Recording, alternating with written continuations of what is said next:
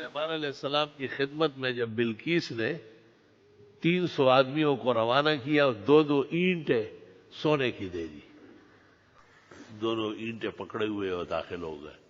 سلیمان نے ہدہد سے پوچھا کہاں سے آ رہا ہے، جیسے انہوں نے کہا کہ نیشنل ہائی وے سے آ رہا ہے، تو حضرت نے جنات اور دیووں کو آرڈر دے دیا کہ جہاں سے وہ داخل ہو رہا ہے وہاں سے لے کے یہاں تک تمام زمین کو چاندی بچھاؤ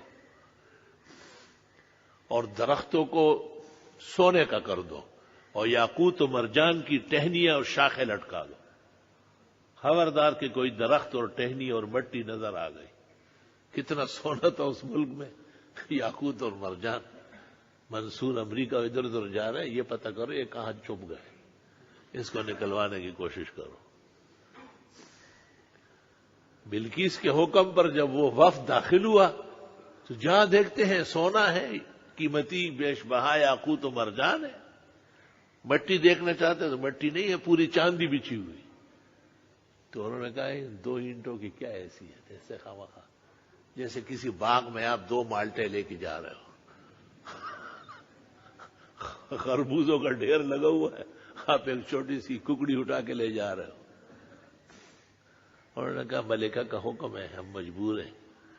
حضرت سلیمان نے جب ان کو دیکھا، فلما جاء سلیمان، جب حضرت کی خدمت میں پیش ہوئے، قال تمدوننی بمال، یہ مال سے مجھے ٹرخانا چاہتے ہو؟ میں پاکستان کا کوئی صدر و وزیر اعظم ہوں جو پیسوں کے چکر میں آ جاؤں گا؟ فما آتانی اللہ خیر مما آتاکم، مجھے خدا نے جو دیا وہ اس سے بہت زیادہ ہے، یہ تو کچھ بھی نہیں ہے۔ بل انتم بہدیتکم تفرحون، یہ تم ہی رکھ لو اپنے پاس، لینا نہیں ہے۔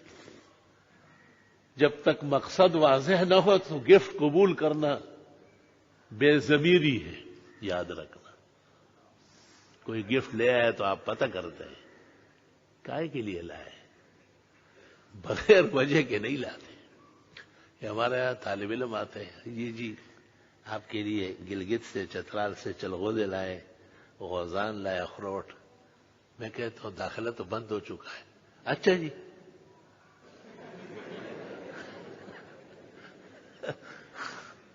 مجھے پتا ہے کہ یہ چھوٹے بچے کو لایا ہے جس کا داخلہ مدرسوں میں نہیں ہو رہا ہے، اور یہاں ذرا رحمت زیادہ برستی ہے، ہمیں محبت بھی بچوں سے بہت زیادہ ہے، طلباء سے۔ اللہ تعالیٰ ان کو ہمیشہ قائم دائم رکھے۔